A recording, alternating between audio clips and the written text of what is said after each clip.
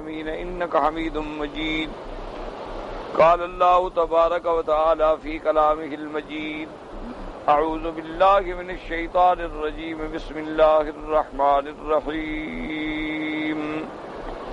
ولا تأكلوا مما لم يذكر اسم الله عليه وإنه لفسق وإن الشياطين ليوحون إلى أوليائهم ليجادلوكم وإن أطعتموهم إنكم لمشركون.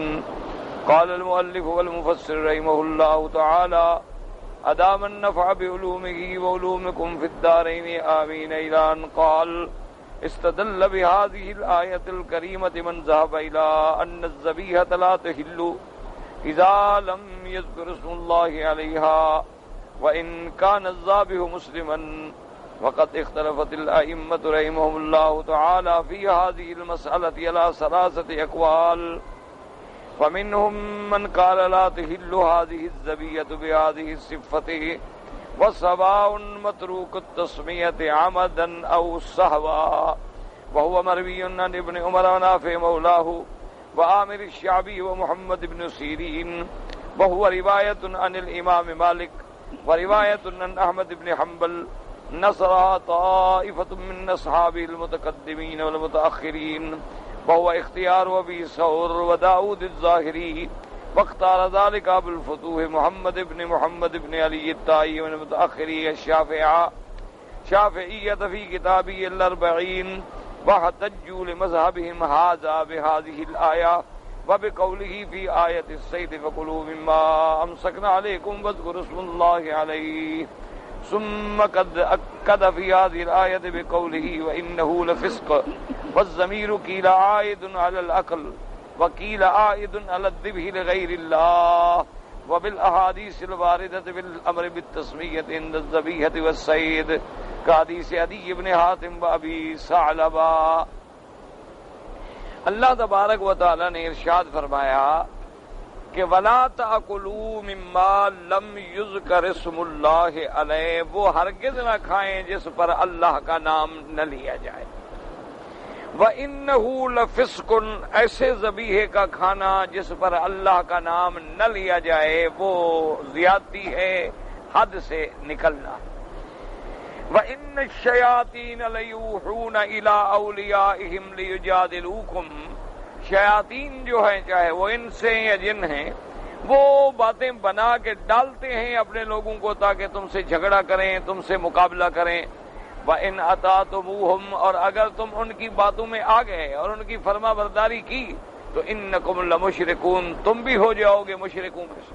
تو اب جیسے الحمدللہ آپ نے کل بھی پڑھا ہے کہ اللہ نے حکم دیا ہے کہ جانور کے حلال ہونے کے لیے دو چیزوں کا ہونا ضروری ہے۔ ایک چیز تو ہے کہ جانور جب ذبح کیا جائے تو اللہ کے نام پہ ذبح کیا جائے، ایک، اور دوسری چیز یہ ہے کہ جانور جو ذبح کے قابل اس کو ذبح کیا جائے، بغیر ذبح کے بھی نہ کھایا جائے، جیسے کہ الحمدللہ آپ نے پہلے بھی پڑھا ہے اور بھی انشاءاللہ آیات مبارکہ آئیں گے کہ اللہ نے اس جانور کو بھی حرام کر دیا کہ ابھی پہاڑ سے گرا ہے مر گیا، اس جانور کو بھی حرام کر دیا کہ آپ نے کوئی ڈنڈا مارا مر گیا، اس جانور کو بھی حرام کر گیا آپ نے گلا گھونٹا مر گیا، یا وہ چرنے کے لیے گیا اور رسی اس کے گلے میں پھنس گئی وہ مر گیا۔ تو یہ ساری چیزیں جو ہیں، یا کسی نے سینگ مارا اور مر گیا، اور کسی کو کسی جانور نے کھایا اور اس نے کھا کے مار دیا وہ بھی مر گیا تو اس کا کھانا بھی حرام ہے۔ تو اللہ نے احکام بیان کر دیے، اور یاد رکھیں کہ چونکہ حلال اور حرام جو ہے اس میں بڑی اللہ کی حکمتیں ہیں، ایک بات ہمیشہ یاد رکھیں، اور خاص طور پہ عقل حلال جو ہے نا، حلال چیز کا کھانا یہ باعث بنتا ہے نور ایمان کا، اس سے اللہ انسان کو انشراح صدر نصیب فرماتے ہیں، اللہ اس کے دل کی اصلاح فرماتے ہیں، پھر اس کو اللہ کے ذکر میں، عبادت میں، نماز میں، ہر چیز میں ایک لذت ملتی ہے، اور جب آدمی حرام کھانا شروع کر دے تو وہ ساری لذت، وہ برکت، وہ نورانیت، وہ روحانیت، وہ بصیرت، وہ سب ختم ہو جاتی ہے۔ تو اس لیے اللہ تبارک و تعالی نے اپنے بندوں کے لیے بات واضح فرما دی کہ یہ حلال ہے اور یہ حرام ہے۔ اسی طرح اللہ نے میتہ، حرمت علیکم المیتہ، مردار جانور جو خود بخود مر جائے وہ حرام، والدم، دم سے مراد ہے جو ذبح کے وقت گردن کی رگوں سے نکلتا ہے، وہ دم نہیں۔ ویسے تو آپ جو تحال ہے جسے تلی کہتے ہیں وہ بھی تو دم ہے، وہ بھی تو خون ہے، جسے آپ کلیجی کہتے ہیں گویا وہ بھی تو دم ہے، لیکن وہ حرام نہیں۔ دم سے مراد یہ ہے، دوسری جگہ قرآن نے وضاحت کر دی کہ دمن مسفوحن، کہ وہ خون جو ذبح کے وقت میں جانور کے رگوں سے نکلتا ہے وہ جو ہے حرام ہے۔ اور اسی طرح اگر گوشت کے اندر کوئی خون لگا ہوا رہ گیا کوئی ایسی بات نہیں، تلی کا کھانا، تحال کا کھانا، کلیجی کا کھانا سب جائز ہے، تو صرف دم مسفوح جو ہے وہ حرام ہے۔ اور اسی طرح فرما دیا کہ خنزیر، لحم الخنزیر، چونکہ بات ہو رہی تھی کھانے کی تو کھایا گوشت جاتا ہے، ورنہ خنزیر کی ہر چیز حرام ہے۔ خنزیر کے بدن کا ذرہ ذرہ حرام ہے، گوشت بھی حرام، چمڑا بھی حرام، بال بھی حرام، ہڈیاں بھی حرام، وہ نجس العین ہے۔ اور سارے دنیا کے جانور مر بھی جائیں، ان کا چمڑا اگر اتار کے پھر چمڑے کو رنگ دیا جائے تو چمڑا جائز ہو جاتا ہے، لیکن خنزیر ایسا ملعون جانور ہے کہ جس کا چمڑا بھی پاک نہیں ہو سکتا، دباغت سے بھی پاک نہیں ہو سکتا، چونکہ یہ نجس العین ہے۔ اور اسی طرح اللہ نے فرمایا کہ وما اہل بہ لغیر اللہ، اور جو جانور اللہ کے سوا کسی غیر کے نام پہ ذبح کیا جائے، جیسے کہ مشرکین مکہ جو تھے وہ بتوں کے نام پہ ذبح کرتے تھے، اسی طرح آپ اگر کسی پیر کے نام پہ، کسی بزرگ کے نام پہ، کسی مزار کے نام، اچھا بات یہ ہوتا ہے کہ ذبح کے وقت تو اللہ کا نام لیتے ہیں لیکن نیت غیر کی ہوتی ہے، تب بھی وہ جانور حرام ہے۔ اچھا اسی طرح اللہ نے فرما دیا المنخنقۃ والموقوذۃ والمتردیۃ والنطیحۃ وما اکل السبع الا ما ذکیتم، اللہ نے فرمایا کہ وہ جانور جو گرا ہے، وہ جانور جس کا گردن گھونٹا گیا ہے، وہ جانور جس کو کسی جانور نے سینگ مار کے مار دیا ہے، یہ وہ جانور جس کو کسی جنگل کا جانور نے کھا کے مار دیا ہے، یہ سب حرام ہیں۔ ہاں الا ما ذکیتم، مگر وہ جن کو تم نے ذبح کر دیا۔ کیا مانا؟ ایک جانور کو کسی جانور نے سینگ مارا لیکن ابھی وہ زندہ تھا، تم پہنچ گئے اور تم نے بسم اللہ اللہ اکبر کر کے ذبح کر لیا تو حلال۔ اسی طرح کسی جانور کو شیر نے مارا، کسی جانور کو کسی بھگیاڑ نے مارا، لیکن آپ موقع پہ پہنچ گئے اور جانور ابھی زندہ تھا، تم نے جا کے ذبح کر لیا بسم اللہ اللہ اکبر، تو وہ حلال ہو گیا، لیکن جو ذبح کرنے سے پہلے مر گیا وہ حرام ہو گیا۔ اسی طرح مسئلہ یہ ہے کہ اگر تم نے تیر مارا ہے اور تیر سے شکار کیا ہے اور شکار کرتے وقت بسم اللہ اللہ اکبر پڑھ کے مارا ہے تو وہ بھی حلال ہے۔ اسی طرح وہ جو کلاب المعلمہ، جو شکاری کتے ہیں اور سکھائے ہوئے ہیں، سدھائے ہوئے ہیں، سدھائے ہوئے کا معنی کیا ہوتا ہے کہ وہ کتا جب شکار پکڑے تو خود کھانا نہ شروع کر دے بلکہ مالک کے لیے پکڑ کے بیٹھا رہے، اس کا معنی ہے کہ وہ سیکھا ہوا ہے۔ اگر وہ پکڑنے کے بعد خود کھانا شروع کر دے تو وہ حرام ہے، کیونکہ اس کا معنی یہ ہے اس نے اپنے لیے شکار کیا ہے، تمہارے لیے شکار نہیں کیا۔ تو اس کو بھی چھوڑنے کے وقت میں اگر آدمی اللہ کا نام لے لے تو تب بھی وہ جانور حلال ہو جاتا ہے۔ اس کے علاوہ جو ہے یہ سب وضاحت ہو گئی، اور میرے محبوب نے سرکار دو عالم صلی اللہ علیہ وسلم سیدنا محمد مصطفیٰ احمد مجتبیٰ علیہ الصلاۃ والتسلیم، اللہ کے کروڑوں صلاۃ والسلام ہوں، آپ نے وضاحت فرما دی کہ الحلال بین والحرام بین، کہ حلال بھی بالکل کھلا ہے اور حرام بھی بالکل کھلا ہے، وبینہما امور مشتبہات، ان دونوں کے درمیان میں کچھ باتیں ایسی ہوتی ہیں جن میں شبہ ہوتا ہے کہ پتہ نہیں حلال ہے، پتہ نہیں حرام ہے، تو حضور نے فرمایا جس چیز میں شبہ پڑ جائے اس کو بھی چھوڑ دو، اس کے قریب بھی نہ جاؤ، کیونکہ اگر جاؤ گے تو ہو سکتا ہے کہ تم حرام میں پڑ جاؤ۔ تو لہذا جن چیزوں میں شبہ پڑ جائیں ان سے بھی اپنے آپ کو بچائیں۔ تو اس لیے ہمیشہ یاد رکھیں، اور ایک بات یاد رکھیں کہ جانور کو جب آدمی ذبح کرتا ہے تو چونکہ جانور کا خالق جو ہے وہ اللہ ہے، موت و حیات کا مالک کون ہے؟ اللہ ہے۔ حیات دینے والا کون ہے؟ اللہ ہے۔ موت دینے والا کون ہے؟ اللہ ہے۔ حیات اور موت کو پیدا کرنے والا کون ہے؟ اللہ ہے۔ الذی خلق الموت والحیات لیبلوکم ایکم احسن عملا۔ تو جب موت کا خالق بھی اللہ، حیات کا خالق بھی اللہ، ان جانوروں اور پرندوں کا خالق بھی اللہ، تو اب اس کا روح نکال رہے ہیں آپ، تو اسی کے نام سے ذبح کریں۔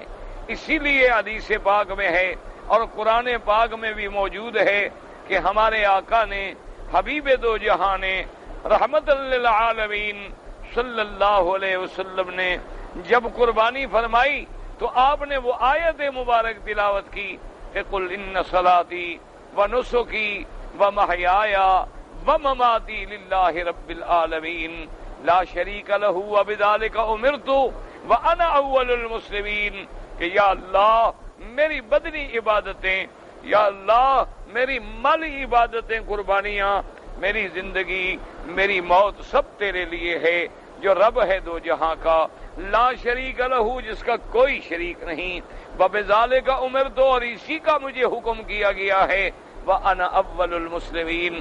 اس سے واضح ہوا کہ جو حکم اللہ دیتے ہیں اس پہ سب سے پہلے عمل کرنے والے اللہ کے نبی ہوتے ہیں۔ اس لیے آتا ہے انا اول المسلمین اول المؤمنین، کہ ان احکام پر ایمان لانا جو ہے جیسے ہمارے لیے ضروری ہے اسی طرح انبیاء کے لیے بھی ضروری ہے۔ یعنی یوں سمجھ لیں کہ جیسے ہم کلمہ پڑھتے ہیں لا الہ الا اللہ محمد الرسول اللہ، اور ہمارا حضور کی رسالت پہ ایمان ہے، اسی طرح حضور کا اپنی رسالت پر بھی ایمان ہے۔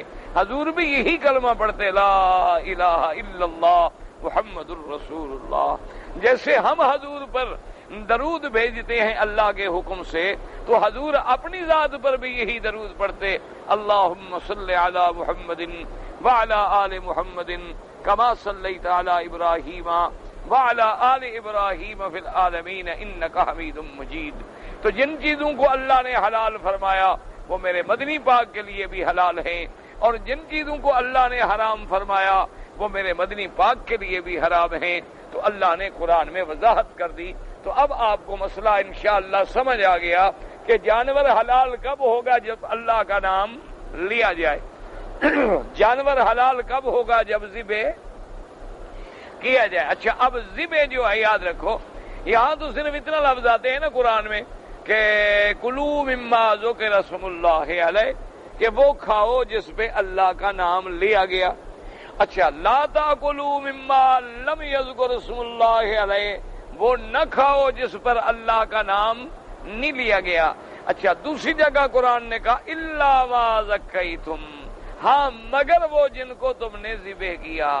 اب ذبح کی تفصیل کون سمجھائے گا؟ محمد الرسول اللہ صلی اللہ علیہ وسلم۔ جیسے اللہ نے حکم دیا نماز پڑھو، لیکن نماز پڑھنا کون سمجھائے گا؟ محمد الرسول اللہ۔ اللہ نے حکم دیا زکوٰۃ دو، لیکن زکوٰۃ کا نصاب کون سمجھائیں گے؟ محمد الرسول اللہ۔ اللہ نے حکم دیا روزہ رکھو، لیکن روزے کے احکام کون سمجھائیں گے؟ محمد الرسول اللہ۔ اللہ نے حکم دیا کہ ذبح کرو، لیکن ذبح کا طریقہ کون سمجھائے گا؟ محمد الرسول اللہ۔ حضور پاک نے اپنے ہاتھوں سے خود جانور ذبح فرمائے، حتیٰ کہ حج کے موقع پر میرے محبوب نے 63 اونٹ، یعنی اپنی عمر کے مطابق، آپ کی عمر مبارک تھی 63 سال، تو آپ نے 63 اونٹ جو ہیں اپنے ہاتھ سے ذبح فرمائے، اپنے باقی اونٹوں کے لیے وکیل بنایا سیدنا علی رضی اللہ تعالی عنہ کو کہ باقی اونٹ جو ہیں آپ ذبح کر دیں۔ حضور پاک نے 100 اونٹ کی قربانی کی حج میں، جن میں 63 اونٹ اپنے ہاتھ سے ذبح فرمائے، اور باقی اونٹ جو ہیں وہ حضرت علی رضی اللہ تعالی عنہ نے ذبح فرمائے۔ بس اب یہ مسئلہ تو ہو گیا نا، اس میں تو کوئی جھگڑا ہے نہیں۔ اسی لیے میں نے کئی دفعہ عرض کیا ہے اور دماغ میں رکھا کریں، چونکہ آج کل ایک بڑی عجیب ہوا چل پڑی ہے، اور اللہ تبارک و تعالی ہی ہم سب کو ہدایت پہ قائم رکھے ہیں۔ آج کل ایک عجیب ہوا چلی ہے کہ بس کسی امام کی ضرورت نہیں، کسی فقہ کی ضرورت نہیں، کسی فقیہ کی ضرورت نہیں، کسی تفقہ کی ضرورت نہیں، بس ہم خود سمجھ لیں گے۔ یہ ایک بڑی خطرناک بات ہے جس کا انجام خدا جانے کیا ہوگا۔ اللہ پاک رحمت فرمائے، اللہ پاک رحمت فرمائے، اللہ پاک ہم سب کو ہدایت عطا فرمائے۔ بظاہر بڑا خوش کن بات ہے، جی قرآن حدیث پہ عمل کرو، ٹھیک ہے، بڑی اچھی بات، لیکن اس کی نفی میں آ کر ائمہ محدثین، ائمہ فقہا اور حتیٰ کہ اصحاب محمد مصطفیٰ صلی اللہ علیہ وسلم، اب بات یہاں تک بڑھ گئی ہے کہ اگر کسی مسئلے میں آپ یہ کہیں کہ جی حضرت عمر کا یہ فعل ہے، وہ کہتے ہیں چھوڑو جی کمال ہے، ہم نے کو حضرت عمر کو تھوڑا ماننا ہے، حضرت عمر کی بات، حضرت عمر کی بات کیوں کرتے ہو، نبی کی بات کرو۔ اب لوگ بڑا عجیب کہتے ہیں یار بات ٹھیک ہے، یہ تو بڑا نبی کا عاشق ہے، لیکن یہ نہیں سمجھتے کہ جب عمر نہ رہا تو نبی کیسے سمجھ آئے گا۔ جب حضرت محمد عربی کی بات سمجھانے والے تو ابو بکر عمر ہیں، اگر ان کو درمیان میں نکال دیں تو بات ختم ہو گئی، پھر تو قصہ ہی ختم ہو جائے گا۔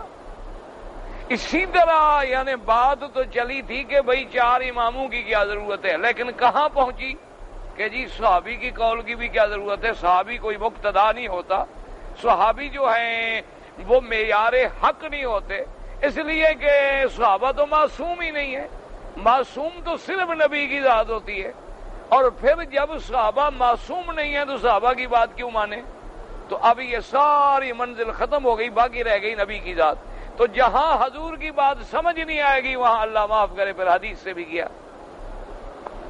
پھر انا للہ و انا، پھر کہاں آئے گا جی قرآن کی بات مانو، نبی کی بھی کیا ضرورت ہے، اللہ نے قرآن اتارا ہے، وہ حضور کی بات تو نہیں اتاری، پھر قرآن پہ آ جائیں گے، اور جب وہاں پہنچیں گے تو گمراہی گمراہی۔ انا للہ و انا الیہ راجعون۔ ہمیشہ یاد رکھیں کہ مربع کبھی مربی کے بغیر نہیں پکتا ہے، ہمیشہ یاد رکھ لیں کہ اللہ کا قرآن تب سمجھ آئے گا جب میرے محمد پاک کے دروازے پہ آؤ گے، اور میرے مدنی پاک کی بات کب سمجھ آئے گی جب صحابہ کے دروازے پہ آؤ گے، اور تمام اقوال و احادیث کب سمجھ آئے گی جب ائمہ کے دروازے پہ آؤ گے، ورنہ انجام یہ ہے کہ کبھی کوئی ٹھوکر لگے گی، کبھی کوئی ٹھوکر لگے گی، اور آدمی بھٹکتے بھٹکتے بھٹک جائے گا۔ اللہ تبارک و تعالی ہر مسلمان کو ہدایت کے ساتھ رکھیں، اور اللہ تبارک و تعالی ہمیں تمام ائمہ مجتہدین، ائمہ محدثین رحمت اللہ علیہم اجمعین کی بات پہ عمل کرنے کی توفیق دیں، اور اللہ ہمیں ادب نصیب فرمائے۔ اب دیکھو نا جی، صحابہ کو درمیان سے نکال دو تو قرآن کس نے جمع کیا؟ حضور نے۔ قرآن حضور اپنی زندگی میں جمع کر کے دے گئے، کس نے جمع کیا ہے؟ تو ان کی بات کا تو اعتبار ہی نہیں، تو بات ختم ہو گئی، بات تو پھر انتہا پہ پہنچ گئی نا کہ بھئی اللہ کے نبی نے تو قرآن اکٹھا کر کے ہمیں دیا نہیں۔ اچھا، اور قرآن جیسے اترا ہے اسی طرح لکھا ہوا ہے۔ قرآن میں سب سے پہلی سورت کون سی اتری تھی؟ اقرا، تو آپ اسی سے شروع کرتے ہیں پڑھنا۔ سورت البقرہ تو مدنی سورت ہے، یہ تو سب سے آخر مدینے جانے کے بعد اتری ہے۔ اب سورت تنزیل الگ ہے، سورت قرات الگ ہے، تو یہ ساری باتیں کس نے سمجھائی ہیں ہمیں؟ اچھا، یہ آیت جو اتری ہے جو ابھی آپ پڑھ رہے ہیں، اس کے گواہ کون ہیں؟ یہ جب اتری تھی آپ موجود تھے، آپ کے مولوی صاحبان وہ بھی نہیں تھے، کون تھے؟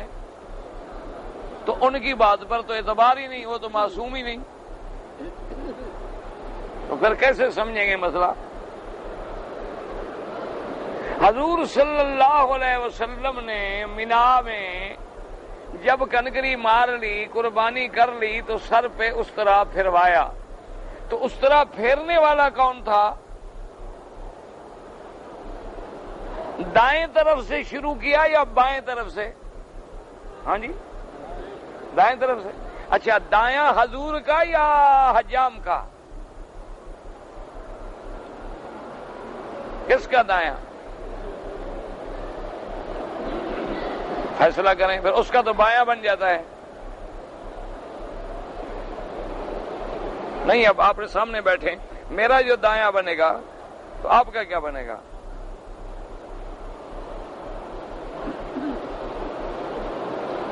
سوچیں اور کریں. تو یہ مسئلہ ہمیں کون سمجھائے گا؟ جس نے اس طرح پھیرا تھا یا میں سمجھاؤں گا؟ اچھا حضور پاک نے ایک عمرے میں بال مبارک کٹوائے. کتنے کٹوائے؟ یہ کون بتلائے گا؟ وہ تو ٹھیک ہے، حدیث میں تو آ گیا کہ حضور پاک نے بال کٹوائے ایک دفعہ، باقی دفعہ آپ نے اس طرح پھروایا. اچھا بال جو کٹوائے تو یہ 2-3 ٹک لگوائے، زیادہ کٹوائے؟ کتنے کٹوائے اور کہاں کٹوائے؟ کس جگہ کھڑے ہو کر؟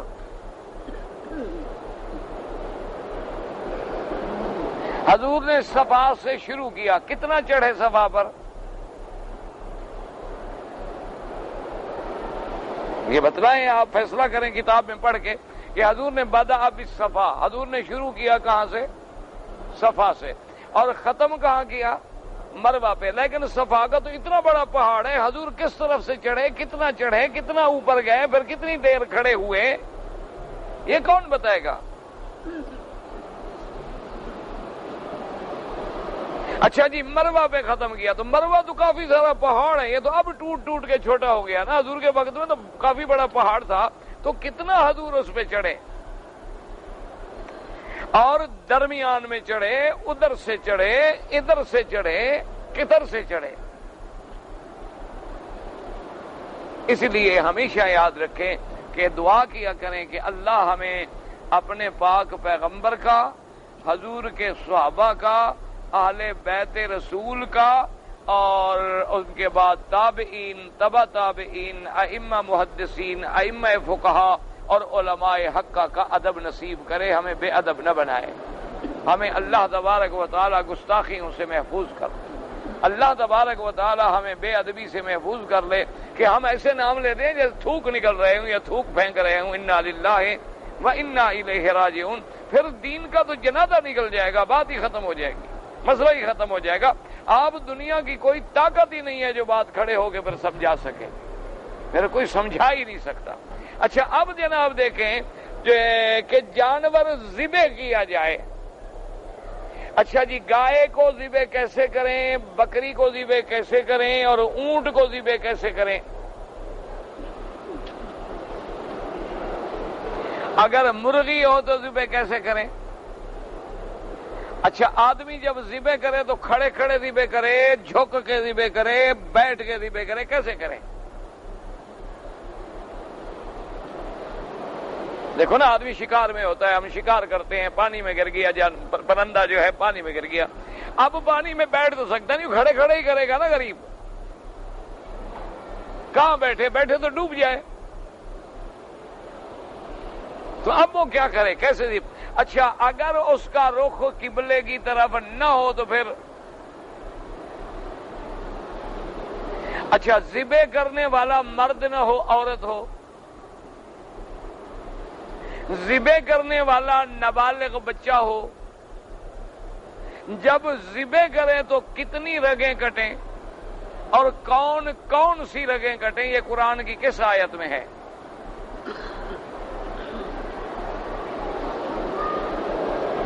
تو یہ ساری بات کون سمجھائے گا آخر؟ ایک بات ٹھنڈے دل سے سوچیں. اچھا اونٹ کو کھڑا کرنا ہے، اس کا کون سا گھٹنا باندھیں؟ جانور کو لٹانا ہے تو کیسے لٹائیں؟ اچھا ایک جانور ایسا تیز ہے، شرارتی ہے، خطرناک ہے کہ لٹا ہی نہیں سکتے، ہم کیا کریں؟ اب دیکھو نا جیسے اب یورپ والے ہیں، وہ یہ کرتے ہیں کہ جانور ہوتے ہیں نا بڑے، کبھی بڑے بیل ہوتے ہیں، وہ جناب اگر اللہ رحمت کرے 10 آدمی بھی آگے آ جائیں تو اٹھا کے پھینک دیں، اتنے بڑے طاقتور ہوتے ہیں. تو وہ کیا کرتے ہیں، ان کے پاس ہوتی ہے گن، ان کے پاس بندوق ہوتی ہے، اس بندوق کے ساتھ وہ فائر کرتے ہیں تو اس کو انجیکشن لگ جاتا ہے، اس بندوق سے انجیکشن نکلتا ہے، اس کو لگ جاتا ہے تو وہ نشے میں آ جاتا ہے، جب نشے میں آ جاتا ہے تو خود بخود بیٹھ جاتا ہے، اب اس کے بعد بھاگنے کی تو طاقت ہے نہیں، وہ بیٹھ جاتا ہے، جب بیٹھ جاتا ہے تو وہ پکڑ لیتے ہیں، اس کے بعد اس کو ذبح کر دیتے ہیں۔ تو اگر ایسا کیا جائے تو یہ آپ کس قرآن کی آیت سے یا دلیل سے مجھے سمجھائیں گے کہ نشے میں جانور ہو تو حلال ہوتا ہے یا حرام ہوتا ہے؟ صرف ذبح کے مسئلے میں آ جائیں، دیکھیں گے مسئلہ حل ہو سکتا ہے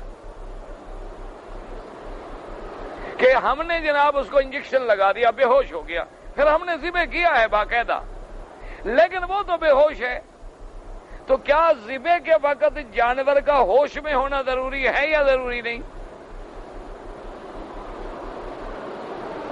صرف ایک ذبح کا مسئلہ مجھے سمجھائیں آپ، پھر میں مان لوں گا کہ کسی امام کی بھی ضرورت نہیں ہے، کسی عالم کی بھی ضرورت نہیں ہے، تو ماشاءاللہ تم خود سمجھ لیتے ہو ہر چیز پڑھ کے، آخر تمہیں بھی تو اتنا عرصہ ہو گیا نا ابن کثیر پڑھتے پڑھتے، کچھ تو تم بھی ترقی کر گئے ہو گے، میں تو ابھی تک کچھ نہیں سمجھا، میں تو بغیر استاذ کے اب بھی اپنے آپ کو جاہل سمجھتا ہوں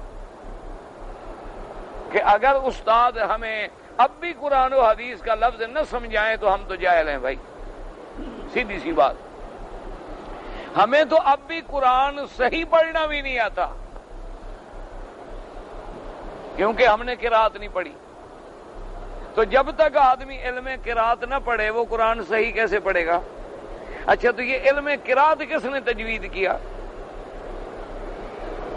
یہ قرآن پہ جو آپ پڑھتے ہیں الحمدللہ رب العالمین، یہ زبر زیر کس نے دی ہے؟ حضور پاک نے؟ نہ یہ اعراب جو ہیں حضور پاک نے خود لگائے ہیں، صحابہ نے، پھر یہ بدعت ہوئی نا، کیونکہ حضور نے تو نہیں لگائے۔ اچھا یہ جو قاعدہ ہے کہ جی مبتدا خبر جو ہے جملہ اسمیہ بن جاتا ہے اور فعل فاعل جو ہے یہ جملہ فعلیہ بن جاتا ہے، یہ قاعدہ کس نے بنایا؟ آپ جو فیصلہ کرتے ہیں کہ جناب یہ حدیث مبارک صحیح ہے اور یہ حدیث مبارک حسن ہے اور یہ حدیث مبارک جو ہے ضعیف ہے اور یہ حدیث مبارک جو ہے مرسل ہے اور یہ حدیث مبارک جو ہے منقطع ہے اور یہ حدیث مبارک جو ہے موقوف ہے اور یہ حدیث مبارک جو ہے مرفوع ہے، یہ ساری اصطلاحات حضور نے بتلائی ہیں۔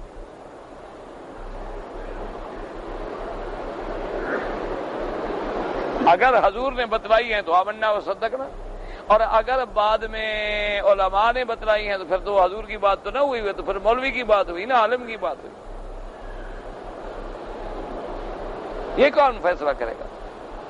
اس لیے دعا کرو اللہ ہمیں ادب کے ساتھ رکھے۔ اللہ اکبر۔ اسی لیے ہم حیران ہوتے تھے کہ بھی استاد کیوں اتنا سختی کرتے ہیں ادب پر، کیوں جو آدمی اپنے استاد کا بے ادب نہیں ہو سکتا وہ کبھی ابو بکر عمر کا بے ادب ہو سکتا ہے؟ ایک ٹھنڈی بات یاد، جو آدمی رات کی تہجد نہیں چھوڑتا وہ فرض چھوڑے گا؟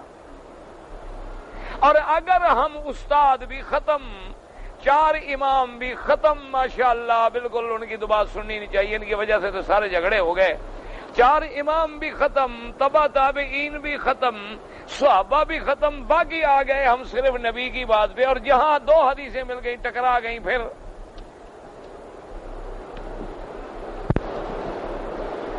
یہ جتنے بندے یاد رکھنا، جتنے پرویز جو بنا ہے، برق جو بنا ہے، غلام احمد قادیانی جو بنا ہے، اس کا بڑا بھائی غلام قادر قادیانی جو بنا ہے، اسی طرح چکڑالوی فرقہ جو ہے، اسی طریقے سے اور جتنے ہمارے ہاں فرقے پیدا ہوئے ہیں، دیکھ لو یہ وہ لوگ ہیں جنہوں نے سب سے پہلے ان کی نفی کی تھی، اور جب بات خود نہ سمجھ سکے ٹھوکر لگی دین سے بھی نکل گئے۔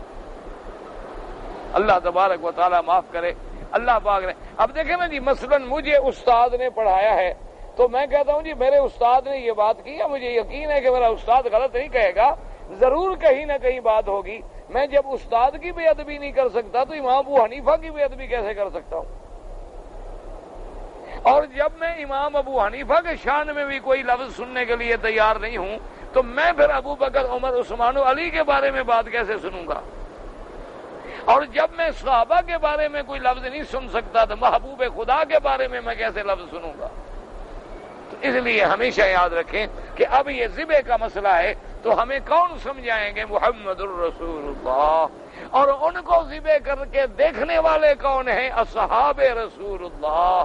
اور پھر جہاں دو روایتیں مل گئیں ان کو جمع کرنے والے کون ہیں؟ ائمہ کرام، اللہ ان کی قبروں پہ کروڑوں رحمتیں فرمائے۔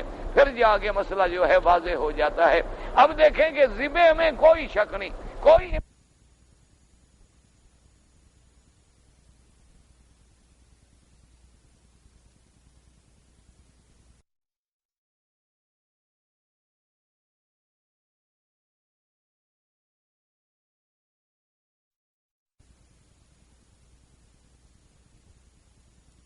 فقط اللہ کا نام لینا ضروری ہے۔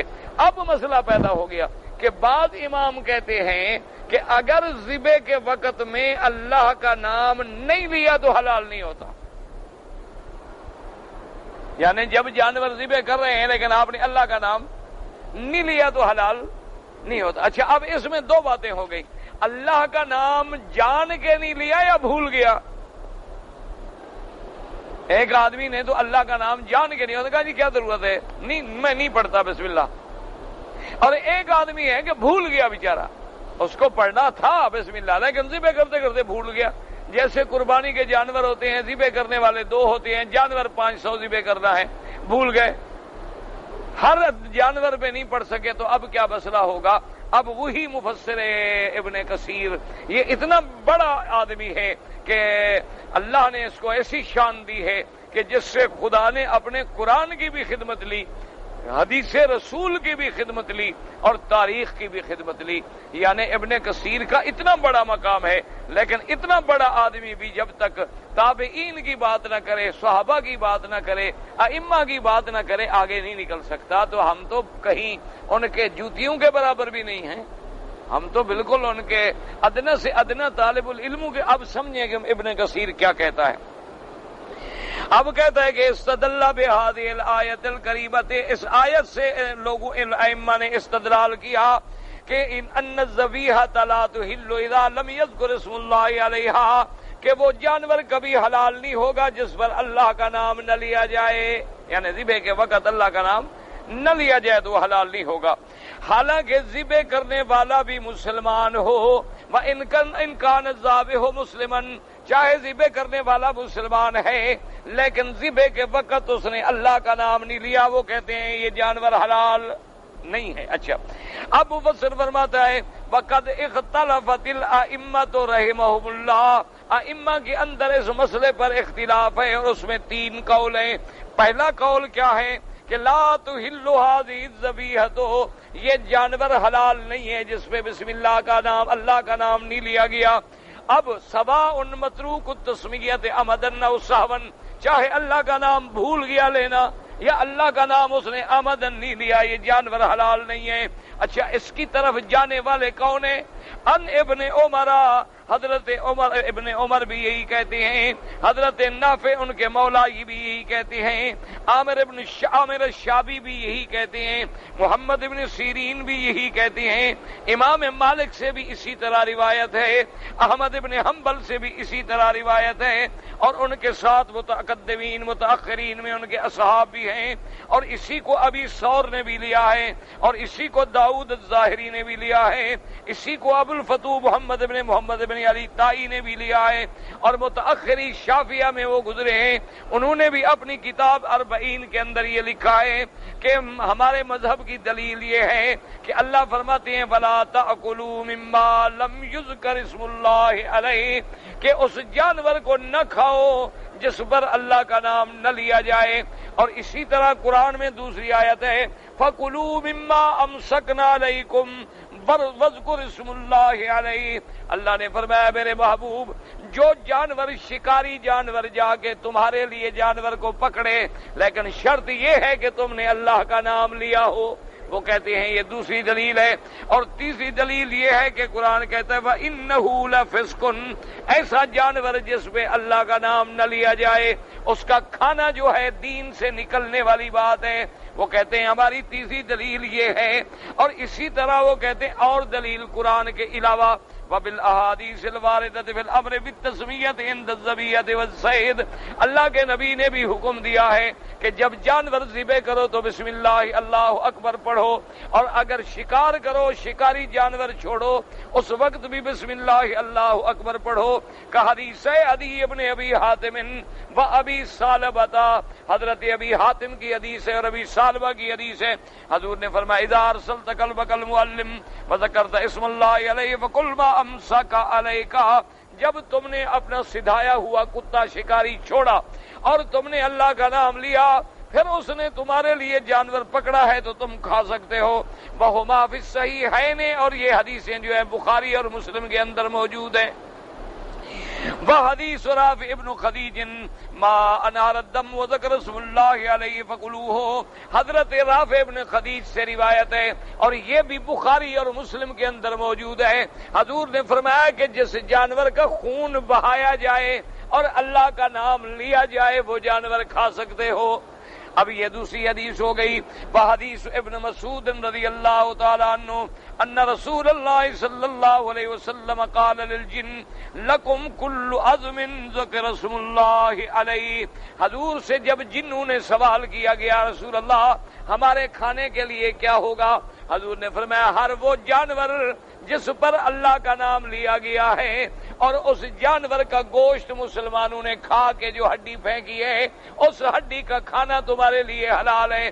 اللہ اس ہڈی پہ پھر گوشت پیدا کر دیتے ہیں ان کے لیے، تو لیکن اس پر جس پر اللہ کا نام لیا گیا ہو، کیونکہ وہ پوچھنے والے جو جن ہیں وہ تو مسلمان تھے نا، کافر جن تو نہیں پوچھ رہے تھے، وہ جن پوچھ رہے تھے مسئلہ جو حضور پر ایمان لے آئے تھے، سمجھے۔ اب یہ بھی حدیث ہے۔ اچھا جی، اب اس کے بعد مفسر فرماتے ہیں وحدیث جندب بن سفیان البجلی قال قال رسول اللہ صلی اللہ علیہ وسلم من ذبح قبل ان يصلي فليذبح مكانها اخرى ومن لم يكن ذبح حتى صلينا فليذبح بسم اللہ۔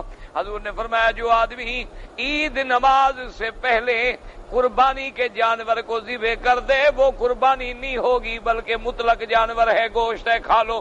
اگر جس نے ذبح نہیں کیا، حضور نے فرمایا اذا صلینا، جب وہ ہمارے ساتھ عید نماز پڑھ لے اور عید نماز پڑھنے کے بعد فارغ ہو جائے، جا کے قربانی کا جانور ذبح کرے اور کیا کہے فلیذبح بسم اللہ، اللہ کے نام سے ذبح کرے۔ تو اس حدیث میں بھی حکم ہو گیا کہ اللہ کا نام لیا جائے۔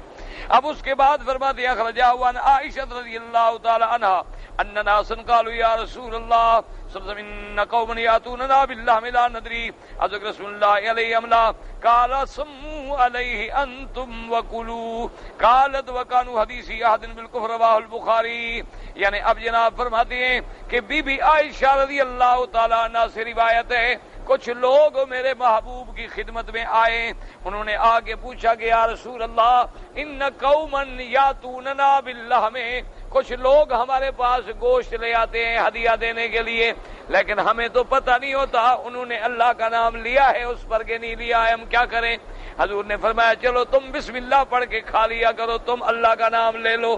اب محدث کہتا ہے کہ اس حدیث سے دلیل پکڑی گئی کہ پوچھنے والوں کو بھی ڈر تھا کہ اللہ کا نام نہ لیا گیا ہو تو کیا ہوگا، تو اس کا معنی یہ ہے کہ اللہ کا نام لینا اتنا ضروری تھا، اگر ضروری نہ ہوتا تو صحابہ سوال کیوں کرتے اور پوچھتے کیوں، یعنی وہ دلیل دے رہا ہے۔ اب جناب فرماتے ہیں اس کے بعد وَخَشَوْا أَنْ لَا تَكُونَ مِنْ أُولَٰئِكَ هِدَايَةُ إِسْلَامِهِمْ فَأَمَرَهُمْ بِالِاحْتِياطِ بِالتَّسْوِيَةِ عِنْدَ الْأَكْلِ لِتَكُونَ كَالْعِوَضِ لِلْمَتْرُوكَةِ عِنْدَ الذِّبْحِ إِن لَّمْ تَكُنْ وَجَدَتْ وَأَمَرَهُمْ بِإِجْرَاءِ أَحْكَامِ الْمُسْلِمِينَ عَلَى السَّدَادِ وَاللَّهُ أَعْلَمُ۔ اب مفسر فرماتے ہیں ان لوگوں کو چونکہ ڈر تھا، خوف تھا کہ گوشت دینے والوں نے پتہ نہیں ذبح وقت اللہ کا نام لیا ہے یا نہیں لیا ہے، کیونکہ وہ لوگ نئے نئے اسلام میں داخل ہوئے تھے، دینے والے بھی مسلمان تھے لیکن پھر بھی ڈر گئے کہ پتہ نہیں اس نے بسم اللہ بھی پڑھی تھی کہ نہیں پڑھی تھی۔ تو حضور نے فرمایا ڈرو نہیں، تمہیں اگر دل میں شبہ پڑ گیا تو تم بسم اللہ پڑھ لو، تم بسم اللہ پڑھ لو گے تو وہ حلال ہو گیا، چونکہ پہلے ذبح کرنے والے بھی.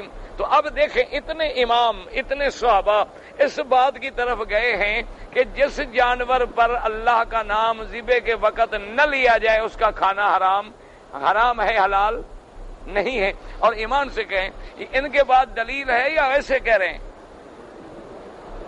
قرآن کی آیتیں بھی ہیں اور حدیث رسول بھی، اور حدیثیں بھی وہ جو بخاری میں ہیں، جو مسلم میں ہیں، اور متفق علیہ حدیثیں ہیں جن میں نعوذ باللہ اللہ معاف کرے کوئی شبہ نہیں. جب امام بخاری امام مسلم تصدیق فرما دیں تو آمنا، بات ختم ہو گئی. اب یہ حضرات گئے کہ بھی جو جانور جس پر بسم اللہ نہ پڑھی جائے، یعنی اللہ کا نام نہیں، اللہ بسم اللہ پڑھے، اللہ اکبر پڑھے، اللہ کا نام لے کسی طرح بسم اللہ پڑھے تو سبحان اللہ، ورنہ یہ ہے کہ اللہ کا نام کسی طرح آ جائے، اگر نہ لیا جائے تو جانور حلال نہیں ہوگا. ان کے پاس دلیلیں ہیں. نمبر 1. اب جناب دیکھیں دوسرا قول کیا ہے. والمذہب الثانی فی المسئلہ، اب کہتا ہے کہ دوسرا مذہب انہ لا یشترط التسمیۃ بل ہی مستحبۃ فان ترکت عمدا او نسیانا لا یضر. وہ کہتے ہیں یہ بسم اللہ پڑھنے کا جو حکم ہے یہ استحباب کے لیے ہے، وجوب کے لیے. اللہ نے قرآن میں حکم تو دیا ہے کہ فَكُلُوا مِمَّا ذُكِرَ اسْمُ اللَّهِ عَلَيْهِ، حضور نے بھی فرمایا کہ بسم اللہ پڑھو، لیکن مستحب ہے، افضل ہے، ثواب ہے. ورنہ اگر کوئی چھوڑ دے، چاہے جان کے چھوڑ دے چاہے بھول کے چھوڑ دے، لیکن ذبح کرنے والا مسلمان ہے تو کہتے ہیں اس کا ذبیحہ بھی ٹھیک ہے، وہ کھانا جائز ہے، کوئی حرج نہیں. کیونکہ وہ کہتے ہیں یہ امر تو ہے، اللہ کے نبی نے حکم دیا ہے، لیکن یہ امر وجوب کے لیے نہیں بلکہ استحباب کے لیے. اس کا معنی یوں سمجھو. دوسری جگہ قرآن پڑھو، یا ایھا الذین آمنوا اذا نودی للصلاۃ من یوم الجمعہ فاسعوا الی ذکر اللہ وذروا البیع. اللہ نے حکم دیا کہ ایمان والو جب اذان آ جائے جمعہ کی تو ہر چیز چھوڑ دو، بس اب بے شراء کاروبار ہر چیز ختم کرو اور چلو ہمت کر کے ہمت کرو نماز پہ پہنچنے کے لیے، ہر چیز چھوڑ دو. جب بیچنا چھوڑ دو گے تو لینا تو خود بخود بند ہو جائے گا. دیکھو نا اللہ نے حکم دیا وذروا البیع، بیع چھوڑ دو. یہ نہیں کہا کہ خریدنا چھوڑ دو، کیونکہ خریدنے والے زیادہ ہوتے ہیں، بیچنے والے تھوڑے ہوتے ہیں. جب بیچنے والے دکان بند کر دیں گے تو خریدنے والے کیا خریدیں گے؟ اس لیے اللہ پاک نے حکم دیا بیع والوں کو. اب نماز کے اب یہ حکم جو ہے امر ہے وجوب کے لیے. اچھا آگے پڑھیں، قرآن کہتا ہے وَإِذَا قُضِيَتِ الصَّلَاةُ فَانتَشِرُوا فِي الْأَرْضِ وَابْتَغُوا مِن فَضْلِ اللَّهِ وَاذْكُرُوا اللَّهَ كَثِيرًا لَعَلَّكُمْ تُفْلِحُونَ. فرمایا فَإِذَا قُضِيَتِ الصَّلَاةُ، جب جمعہ کی نماز ہو جائے، فَانتَشِرُوا فِي الْأَرْضِ وَابْتَغُوا مِن فَضْلِ اللَّهِ، اب تم زمین میں پھیل جاؤ اور جا کے اللہ کا رزق کماؤ، اللہ کا رزق حاصل کرو، کام کرو. تو اب یہ بھی تو امر ہے نا کہ بھئی جب نماز ہو جائے تو جاؤ اور جا کے تجارت بھی کرو. لیکن اگر کوئی آدمی نماز پڑھ کے مسجد میں حرم میں بیٹھا رہے پھر وہ تو گناہ گار ہے، وہ تو اس امر پہ عمل نہیں کیا اس نے کہ اللہ کہتا ہے نماز ہو جائے تو جاؤ، وہ بیٹھا ہوا ہے تو پھر وہ بھی تو امر کا مخالف ہو گیا. تو اس لیے علماء نے لکھا کہ وہ امر وجوب کے لیے تھا اور یہ امر جو ہے استحباب کے لیے ہے کہ اگر جا کے تجارت کرے باہر جائے، ورنہ اگر بیٹھا رہے تو کوئی حرج نہیں. عصر پڑھ کے نکلے، مغرب پڑھ کے نکلے، عشاء پڑھ کے نکلے، کوئی حرج نہیں، کیونکہ امر استحباب کے لیے ہے، امر وجوب کے لیے نہیں ہے. پہلا امر وجوب کے لیے ہے، دوسرا امر استحباب کے لیے. اسی طرح مفسر کہتا ہے کہ دوسرا قول یہ ہے کہ اگر مسلمان جانور ذبح کرے لیکن بسم اللہ نہ پڑھے پھر بھی حلال ہے، کیونکہ وہ کہتے ہیں قرآن میں جو بسم اللہ پڑھنے کا حکم ہے وہ استحباب کے لیے ہے، وجوب کے لیے نہیں ہے. اچھا آپ دیکھو اس طرف کون گئے، وَهَذَا مَذْهَبُ الْإِمَامُ الشَّافِعِي رحمہ اللہ، وَهَذَا مذہب امام شافعی و جمیع اصحابہ، تمام امام شافعی کے اصحاب سب کا یہ مسلک ہے. وروایتا عن الامام احمد بن حنبل رحمہ اللہ تعالی، ان کی وہو روایت عن الامام مالک ونص على ذلك اشعب بن عبد العزيز من اصحابه وحكى عن ابن عباس وابي هريره وعطاء بن ابي رباح والله تعالى اعلم. اب وہ کہتا ہے کہ ان تمام حضرات نے یہ بھی روایت کی ہے کہ حضرت ابن عباس، حضرت ابی ہریرہ، حضرت عطا ابن ابی رباح کا بھی یہی مذہب تھا کہ اگر بسم اللہ نہیں پڑھی تب بھی جانور حلال ہے۔ وہ کہتے ہیں کیوں؟ یہ ابر جو استحباب کے لیے۔ اب وہ فرماتے ہیں کہ وَحَمَلَ الشَّافِعِيُّ الْآيَةَ الْكَرِيمَةُ فَلَا تَأْكُلُوا مِمَّا لَمْ يُذْكَرِ اسْمُ اللَّهِ عَلَيْهِ وَإِنَّهُ لَفِسْقٌ۔ امام شافعی کہتی ہیں کہ جو آیت ہے قرآن میں کہ اس کو نہ کھاؤ جس پر اللہ کا نام نہ لیا جائے، وہ کہتے ہیں اس سے مراد وہ ہے جو غیر اللہ، اللہ کے سوا غیر اللہ کے نام پہ ذبح کیا جائے وہ حرام ہے۔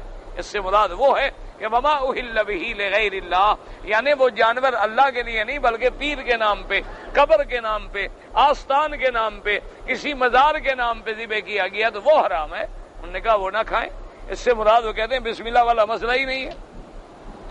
كقوله تعالى أو فسقا أهل لغير الله به وقال ابن جريج تعالى تاكل مما لم يذكر اسم الله عليه قال ينهى عن ذبائح كانت تذبحها قريش للأوثان وينهى عن ذبائح المجوس وهذا المسلك الذي تركه الامام الشافعي قوي۔ اب مفسر کہتا ہے کہ اللہ نے قرآن میں یہ جو حکم دیا ہے مقصد یہ تھا کہ جو قریش ذبح کرتے تھے کافر بتوں کے نام پہ ان کا کھانا حرام، یعنی جو اللہ کے نام پہ ذبح ہو وہ حلال، جو بتوں کے نام پہ ہو وہ حرام۔ اس لیے مفسر رحمہ اللہ چونکہ خود امام شافعی کی طرف مائل ہیں، اس لیے فرماتی ہیں کہ یہ قول امام شافعی کا زیادہ قوی ہے کہ مقصد یہ نہیں کہ فقط بسم اللہ نہ پڑھے، مسلمان ہے بھول گیا بسم اللہ نہیں پڑھ سکا، مسلمان ہے جیسے ہر کام سے پہلے بسم اللہ پڑھنے کا حکم ہے کہ نہیں، کہ ہر کام جو اچھا کرو پہلے اس کے بسم اللہ، کل امرئ ذی بال لم یبدا بسم اللہ۔ حضور نے فرمایا کہ ہر کام جو اچھا ہے اس کو بسم اللہ پڑھ کے شروع نہیں کرو گے تو برکت نہیں ہوگی۔ تو حکم ہے کہ ہر کام میں کھانا کھاؤ تو بسم اللہ، پانی پیو تو بسم اللہ، اچھا کپڑا پہنو تو بسم اللہ، کوئی کام کرو۔ لیکن اگر کوئی آدمی بسم اللہ پانی پڑھتے ہوئے نہیں پڑھا تو پانی پینا حرام ہے، تو بسم اللہ تو اس نے وہاں بھی نہیں پڑھی۔ اچھا کھانے پہ بیٹھا بسم اللہ نہیں پڑھی تو کھانا حرام ہو گیا حلال ہو گیا؟ تو حکم تو وہاں بھی ہے کہ بسم اللہ پڑھو، حتیٰ کہ اتنا حکم ہے کہ کھانا کھا گئے ہو بعد میں یاد آیا پھر بھی پڑھ لو بسم اللہ اولی و آخری۔ لیکن اگر کسی نے نہیں پڑھا تو کھانا حلال ہے حرام۔ اس لیے ہمیشہ سمجھیں کہ یہ باریکیاں اور یہ مسائل سمجھنے کا ملکہ اللہ نے کن کو دیا ہے؟ جن کو قرآن و حدیث کے ساتھ عشق تھا۔ اللہ تبارک و تعالی نے ان کے دماغوں میں یہ بات ڈالی کہ بھئی اللہ یہ بتا رہے ہیں کہ جو اللہ کے نام پہ ذبح ہے وہ حلال، جو غیر اللہ کے نام پہ ذبح ہے وہ حرام۔ باقی مسلمان ہے، مسلمان تو مسلمان ہے، نام لے اللہ کا تب بھی مانتا ہے، نام نہ لے تب بھی مانتا ہے، اس کے دل میں تو ہر وقت اللہ کا نام ہے۔ اب جناب فرماتے ہیں وقد حاول بعض المتاخرین یقویہ وان جعل الواوی قل وانه لفسق حالیۃ ای لا تاکلوا مما لم یذکر اسم اللہ علیہ فی حال کونہ فسقا فلا یکون فسقا حتی یکون قد اہل به لغیر اللہ۔ فرماتی ہیں کہ واو جو ہے واو حالیہ ہے، اللہ نے فرمایا فسق، کہتا ہے فسق تب ہوگا جب وہ غیر اللہ کے نام پہ ذبح کرے۔ ثم نادى متعين ولا يجوز ان تكون الواو عاطفة لانه يلزم ان عطف جملة اسمية خبرية لا جملة فعلية طلبية وهذا ينتقض عليه بقوله وان الشياطين ليوحون الى اوليائهم۔ اب مفسر رحمۃ اللہ علیہ فرماتی ہیں بلکہ بعض کہتی ہیں کہ یہ دعویٰ کیا انہوں نے کہ یہ بات پکی ہو گئی کہ لا يجوز ان تكون الواو عاطفة، یہاں با عطف کے لیے نہیں بلکہ باب حالیہ ہے، لأنه يلزم منه عطف جملة اسمیت على جملة فعلیہ۔ لیکن ہم مفسر کہتا ہے وَهَذَا يَنْتَقِضُ عَلَيْهِ بِقَوْلِهِ وَإِنَّ الشَّيَاطِينَ لِيُوحُونَ إِلَىٰ أَوْلِيَائِهِمْ فَإِنَّهَا عَاطِفَةٌ لَا مَحَالَةَ فَإِنْ كَانَتِ الْبَابُ الَّذِي ادَّعَىٰ أَنَّهَا حَالِيَةٌ صَحِيحَةٌ عَلَىٰ مَا قَالَ امتنعت وهذه عليها فإن أطفت التلبية ورد لما أورده على غيره وإن لم تكن الواو حالية بطل ما قال من أصله۔ اب مفسر کہتا ہے یعنی ان کا قول تو ہے کہ یہ واو حالیہ ہے با عاطفہ نہیں ہے، لیکن وہ کہتا ہے کہ نہیں، جب اگلی آیت موجود ہے وَإِنَّ الشَّيَاطِينَ لَيُوحُونَ إِلَىٰ أَوْلِيَائِهِمْ تو وہ با عاطفہ ہے، جب وہ با عاطفہ ہے تو پھر یہ واو بھی عاطفہ ہے. اس لیے مفسر رحمۃ اللہ علیہ نے ان لوگوں کا جو یہ کہتے ہیں کہ وَإِنَّهُ لَفِسْقٌ با عاطفہ ہے یا با حالیہ ہے. وقال ابن ابی حاتم حدثنا ابی قال حدثنا یحیی بن المغیرہ قال انبانا جریر ان عطاء ابن سعید ابن جبیر ان ابن عباس رضی اللہ تعالی عنہ فی الآیہ ولا تأکلوا مما لم یذکر اسم اللہ علیہ. اور حضرت ابن عباس کی ایک آیت یہ ہے کہ ایک قول یہ ہے کہ جس پہ اللہ کا نام نہیں لیا گیا یعنی مردار مر گیا.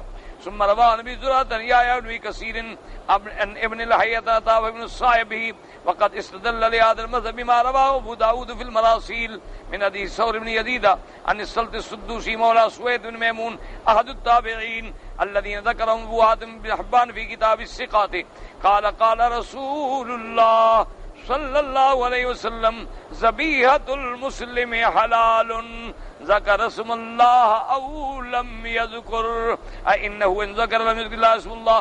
مفسر فرماتے ہیں کہ ایک حدیث مرسل بھی ہے. حضور نے فرمایا کہ مسلمان کے ہاتھ کا جانور ذبح شدہ حلال ہے چاہے اس نے بسم اللہ پڑھی ہو یا بسم اللہ نہ پڑھی ہو. کیوں؟ وہ مسلمان ہے. اگر پڑھتا تو لازماً بسم اللہ ہی پڑھتا, اللہ کے سوا غیر کا نام کیوں لیتا؟ وہ تو مسلمان ہے. لیکن یاد ہوتی بار بار دار کو تین بار قاعدہ حذف المسلم لم یذکر اسم اللہ ولیاکل فان المسلم فی اسم اسماء اللہ. حضرت ابن عباس کہتی ہیں ایک حدیث مبارک اور بھی ہے کہ حضور نے فرمایا کہ جب مسلمان جانور ذبح کرے لیکن اللہ کا نام نہیں لیا پھر بھی کھا لو, کیونکہ مسلمان تو ہے ہی, اللہ کا نام تو اس کے نام میں بھی شامل ہے. بات اجل بیہقی ایضاً بحدیث عائشہ رضی اللہ عنہا متقدم ان ناسا قالوا یا رسول اللہ ان قوما حدیثی احد بجاہلیت یاتوننا بلحم لا ندری اذکر اسم اللہ علیہ ام لا فقال سموا انتم وکلوا قال فلو كان وجود التسمیۃ شرطا لم يرخص لهم الا مع تحققها واللہ اعلم. اب بیہقی رحمۃ اللہ علیہ اسی حدیث کو پکڑے کہ بی بی عائشہ نے فرمایا کہ کچھ لوگ آئے, انہوں نے کہا حضور یہ کچھ بھائی ہمارے تازہ مسلمان ہوئے ہیں, یہ ہمیں گوشت آگے دیتے ہیں, ہمیں پتہ نہیں ہوتا انہوں نے بسم اللہ پڑھی ہے کہ نہیں پڑھی. آپ نے فرمایا تم پڑھو بسم اللہ کھا لو, شک نہ کرو, جو مسلمان تو ہے نا, پڑھی ہے چاہے نہیں پڑھی کوئی بات نہیں. تو اس لیے اب دیکھیں دو مذہب ہو گئے کہ دوسرا مذہب کیا ہوا کہ اگر ذبح کرنے والا مسلمان ہے بسم اللہ پڑھے تب بھی کھانا حلال ہے اور نہ پڑھے تب بھی کھانا حلال ہے. اب ان کے پاس بھی حدیث ہے, ان کے پاس بھی حضرت ابن عباس کی روایت ہے, بی بی عائشہ صدیقہ سے روایت ہے اور ہے بھی سیاہ میں. اور جنہوں نے پہلا قول تھا کہ اگر بسم اللہ نہ پڑھو تو کھانا حرام ہے, ان کے پاس بھی حدیث مبارک ہے. تو اب اس کا حل کون کریں گے؟ ائمہ کرام رحمت اللہ علیہم اجمعین, اللہ ان پہ کروڑوں رحمتیں فرمائے اور اللہ ہمیں قرآن و حدیث کا صحیح معنی میں غلام بنائے اور صحیح معنی میں ائمہ کرام کا ادب نصیب فرمائے.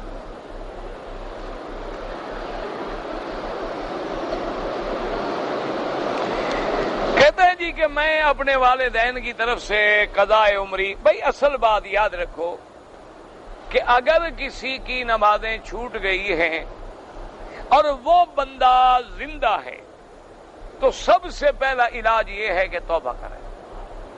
التائب من الذنب کمن لا ذنب لہ, جب آدمی سچی توبہ کرتا ہے تو اس کے گناہ اللہ معاف فرما دیتے ہیں اور خاص طور پہ جو اللہ کے حق ہیں وہ اللہ اپنے حق معاف فرما دیتے ہیں. اصل مسئلہ یہ. اب ائمہ کرام فرماتے ہیں کہ جب زندہ موجود ہے اللہ نے توفیق بھی دی ہے تو نماز قضا کرے, کیونکہ جب حضور پاک کی نماز جو ہے آپ کو نیند آ گئی تو آپ نے قضا کی, اگر اس صحابہ سے کبھی نماز چھوٹی تو قضا کی گئی. تو جب زندہ موجود ہے قضا کرنے کی طاقت رکھتا ہے تو قضا کرے, جتنی ہمت ہے قضا کرے. بلکہ وہ یہ کہتے ہیں کہ نفل وغیرہ پڑھنی چھوڑ دیں, ان کے بجائے بھی نماز قضا پڑھتا رہے. اور اصل بات یہ ہے کہ اللہ کی طرف توبہ کرے. اگر بزرگ ہیں, والد ہیں, کوئی ان کی نمازیں قضا ہو گئی ہیں, اگر تو کوئی عدد معلوم ہے تو پھر فقہائے احناف کے نزدیک ہے کہ ان کی طرف سے ہر نماز کے بدلے میں صدقہ فطر ادا کرے, باقی ائمہ اس کے بھی قائل نہیں ہیں. بہرحال اب تمہاری اپنی مرضی ہے, اللہ پاک سب کی مغفرت فرما دے, جو فوت ہو گئے گناہ معاف فرما دے. اب یہ کہتے ہیں کہ جی جب حضور دین مکمل ہو گیا اور یہ ساری حدیثیں جو کی گئی ہیں بتلاتے ہیں، اور دلیل کیا ہوتی ہے ان کی حدیث؟ وہ اپنی بات نہیں کہتے کہ اللہ کے نبی کی حدیث چھوڑ دو، اللہ کے نبی نے کہا ہے کہ مغرب کی 3 رکعتیں ہیں، تم 4 پڑھا کرو۔ یہ ایک ہمارے دماغوں میں ویسے بات بیٹھی ہوئی ہے، جیسے کہ اب مثال کے طور پر کوئی یہ کہے حضور اپنی زندگی میں کعبۃ اللہ میں کس دروازے سے داخل ہوئے؟ تو اگر آپ کسی دوسرے دروازے سے داخل ہوں آپ تو پھر مخالف ہو گئے حضور کے۔ تو مقصد کیا ہے کعبے میں داخل ہونا؟ چاہے آپ باب السلام سے داخل ہوں، باب الفتح سے داخل ہوں یا باب العمرہ سے داخل ہوں۔ ان ائمہ کا دامن ہم کیوں پکڑتے ہیں کہ یہ ہمیں کہاں پہنچاتے ہیں؟ محمد الرسول اللہ صلی اللہ علیہ وسلم۔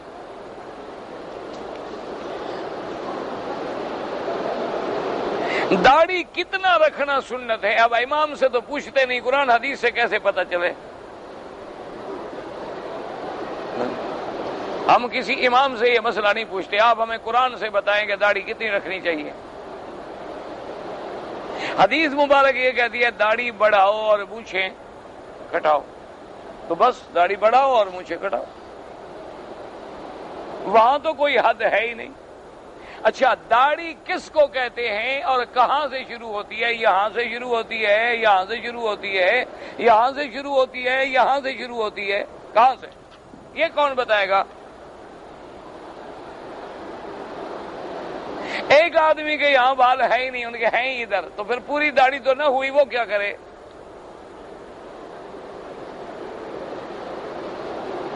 تو یہ سارے مسئلے امام ہی سمجھائیں گے، اللہ ان کی قبروں پہ رحمت کرے۔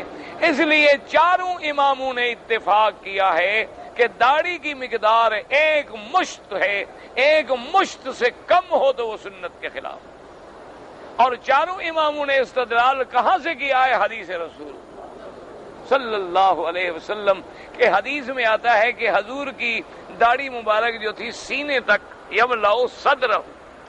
اچھا ایک حدیث میں ہے کہ جیسے چاند کا حالہ ہے ایسے حضور کی داڑھی مبارک کا حالہ تھا۔ تو اب چاند کا حالہ کیسے بنے گا؟ اگر بالکل ہی بڑھتی جائے وہ تو پھر ہر طرف بڑھے گی نا۔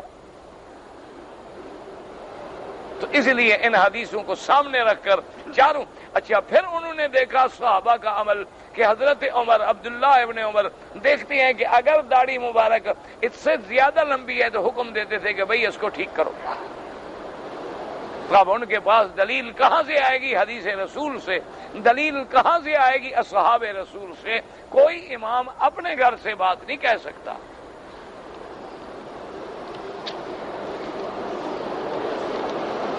مقام ابراہیم کی کیا تعریف ہے؟ جو مرضی ہے خود کر لو،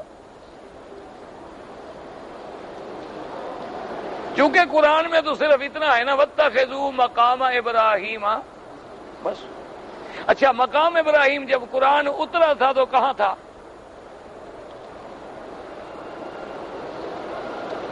جب قرآن کی آیت اتری ہے کہ مقام ابراہیم کو مصلی بناؤ، اس وقت یہ مقام ابراہیم کا جو پتھر ہے ابراہیم نے کہاں تھا؟